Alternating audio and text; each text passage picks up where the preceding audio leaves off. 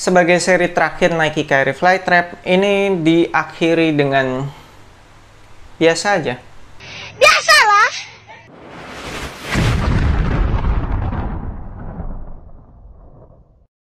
Yo, what's good abas di seluruh Indonesia, balik lagi sama gue Fadli Brainwash di Anak Basket Channel. Di video kali ini gue akan ngebahas performance review sepatu basket Nike Kyrie Flytrap 6. Kita mulai dari traction. Tractionnya baik di lapangan indoor maupun di lapangan outdoor sama-sama tidak istimewa, ada slip-slipnya. Tapi tentunya kalau di lapangan indoor, slip-slipnya tuh lebih ya tipis-tipis gitulah, kayak cuma beberapa mili gitu.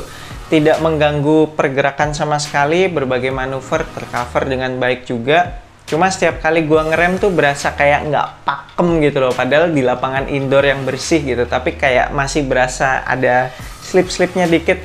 Dan di awal penggunaan abas kalian bakal ngerasain ini bahan rubber outsole-nya tuh kayak ada lapisan licin-licinnya gitu loh, kayak ada lapisan lilitnya gitu. Jadi kayak perlu waktu break in beberapa game, baru kemudian si lapisan licin itu tuh hilang. Nah, kalau untuk di lapangan outdoor, slipnya jadi agak lebih banyak lah daripada di lapangan indoor. Kalau di lapangan indoor mungkin hitungannya cuma mili, di lapangan outdoor tuh bisa hitungan senti gitulah. Tractionnya juga termasuk cukup mudah ketempelan debu, jadi abas kalian mesti rajin-rajin wipe off tuh supaya slipnya nggak tambah parah. Apakah tractionnya masih termasuk bisa diandalkan di lapangan outdoor? Tergantung jenis lapangannya. Kalau abas kalian main di lapangan outdoor yang permukaannya kasar gitu ya, kayak aspal, kayak lapangan tenis, masih bisa diandalkan. Tapi kalau abas kalian main di lapangan yang permukaannya licin halus gitu, terus apalagi berdebu, kayaknya sih bakalan capek kaki abas kalian. Nah, berita baiknya untuk durability-nya ini sih awet gokil kalau abas kalian pengen pakai sepatu ini buat tempur di lapangan outdoor. Karena nih traction patternnya tuh bener-bener keras-keras gitu, terus dalam-dalam, cukup tebel juga, dan sudah XDR pula. Umur tractionnya bakalan panjang nih meskipun abas kalian pakai terus-terusan di lapangan outdoor. Kemudian bahan rubber outsole-nya termasuk tidak squeaky, ya kalaupun ada bunyi dikit-dikit banget lah. Heel to toe transitionnya termasuk smooth dikarenakan bagian heel maupun bagian forefootnya itu dibikin super melengkung. Kalau nggak dibikin super melengkung kayak gini nih, kemungkinan heel to toe transitionnya tuh nggak bakal smooth karena bagian tengahnya tuh berasa flat dan berasa kaku gitu, berasa keras. Terus juga keseluruhan material di bagian toe tuh nggak ngeflex banget, agak kaku nih. Nggak tahu, kayaknya karena midsole yang tebel atau karena memang bahan outsole-nya yang keras banget. Yang jelas sepatu ini tuh kayak susah ngeflex gitu. Jadi memang untungnya bagian heel sama bagian toe-nya tuh dibikin super melengkung lah.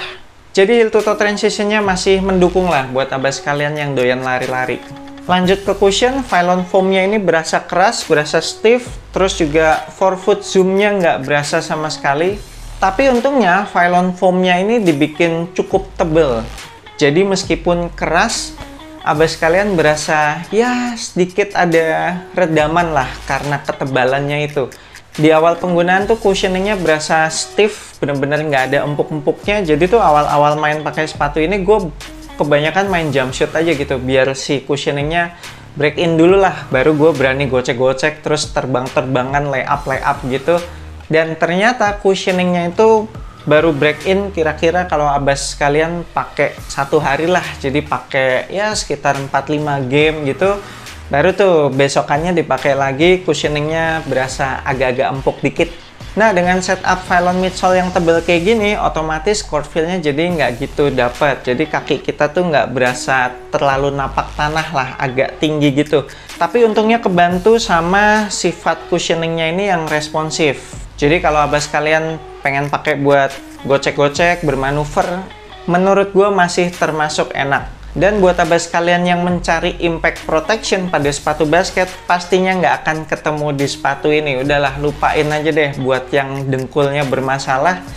Mau cari impact protection, nggak bakalan dapet di sepatu ini.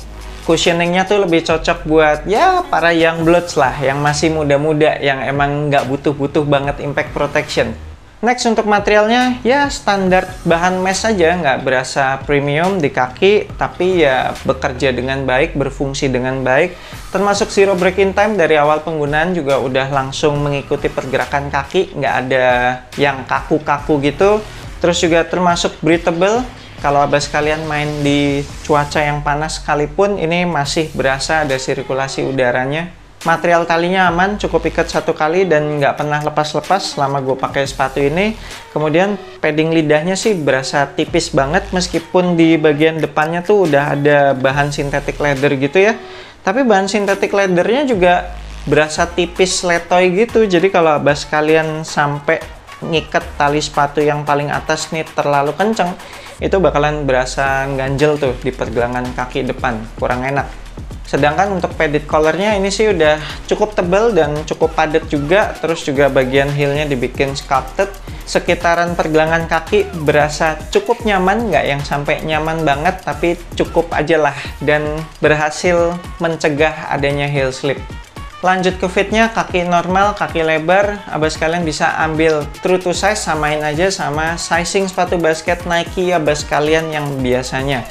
Di bagian toe tidak menyisakan terlalu banyak ruang, bagian atas toe boxnya juga nggak ada bubbly, terus juga bagian samping kanan kiri berasa pas. Kemudian lacing sistemnya juga berhasil memberikan lockdown yang baik pada sepatu ini, terutama disebabkan karena adanya pita-pita nilon yang berada pada urutan pertama sama urutan kedua nih.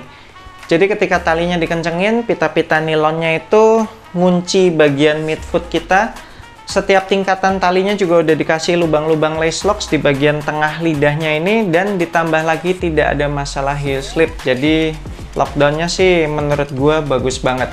Lanjut ke support. Untuk support bagian depan, kaki kita tuh sebenarnya berada di belakangnya si outsole itu. Ditambah lagi adanya penggunaan bahan synthetic leather di bagian toe, sehingga ketika gua melakukan pengereman dengan kaki depan atau linear movement itu ketahan. Kemudian untuk support bagian samping itu kebantu sama material upper yang di bagian midfoot ini, yang keras-keras gitu. Jadi ini bukan murni mesh, tapi kayak cuma tempelan doang, di baliknya itu kayak ada semacam bahan leather atau semacam bahan plastik gitu, gue juga nggak terlalu jelas. Ditambah lagi dengan adanya pita-pita nilon yang terhubung dengan lacing system, sehingga ketika gue melakukan pengereman dengan kaki samping atau lateral movement itu juga ketahan.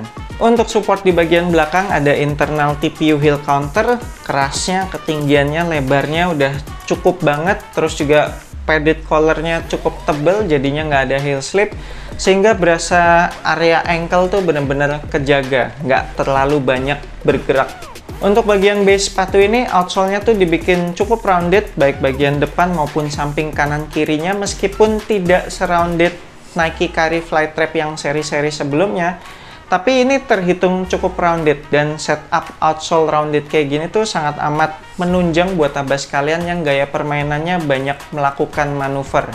Nah, untungnya selain rounded, base-nya sepatu ini tuh dibikin cukup lebar, jadi masih menghadirkan adanya perasaan yang stabil, meskipun nggak bisa stabil-stabil amat ya.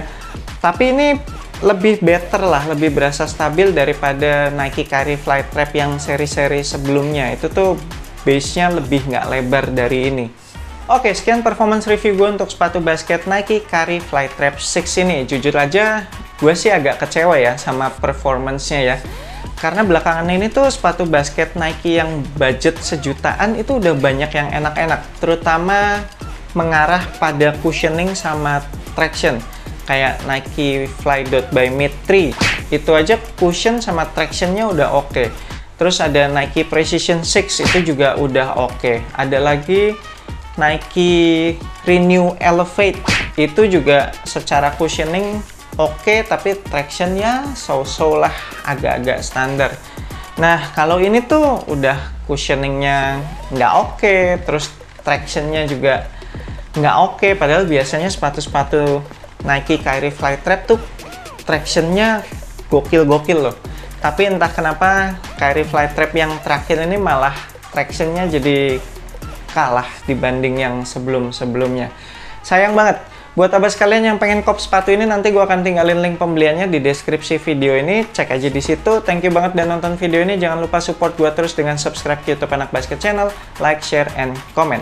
I'm Fatty Brainwash. Sampai jumpa di video berikutnya. Semoga asupan basket Anda minggu ini cukup.